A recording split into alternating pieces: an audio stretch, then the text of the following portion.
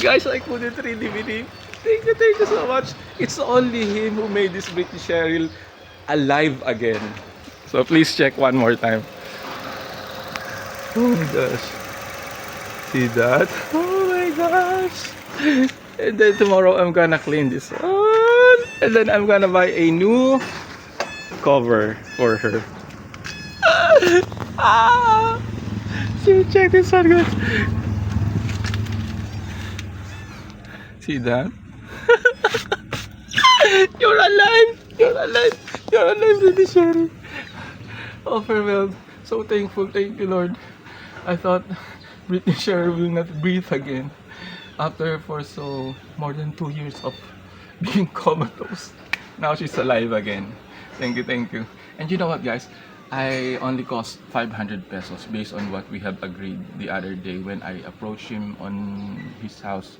I asked him that it's only 500 pesos on making a scanning, doing diagnosis, and then he diagnosed.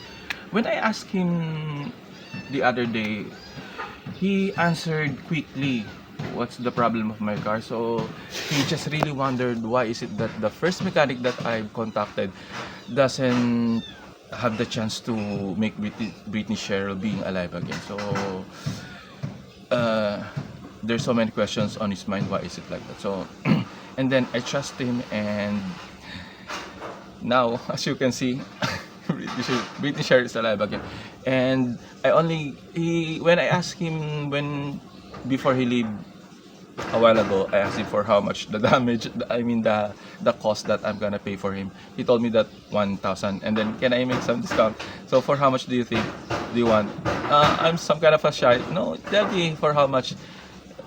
Okay, 500. He just tell 500. Sige sir, I want that. And then I gave him some freebies of a chocolate oatmeal, and then I give him 100 pesos tip.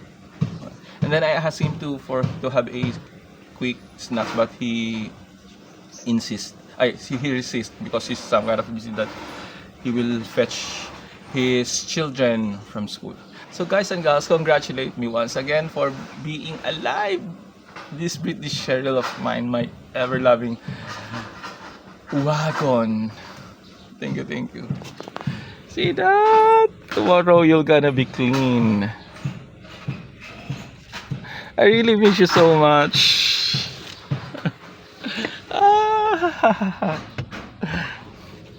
Thank you, thank you.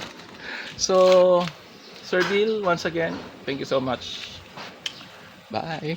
Britney Cheryl, congratulations. See that? You're alive. Tomorrow you'll take a grand bath. Okay? Bye for now. Thank you.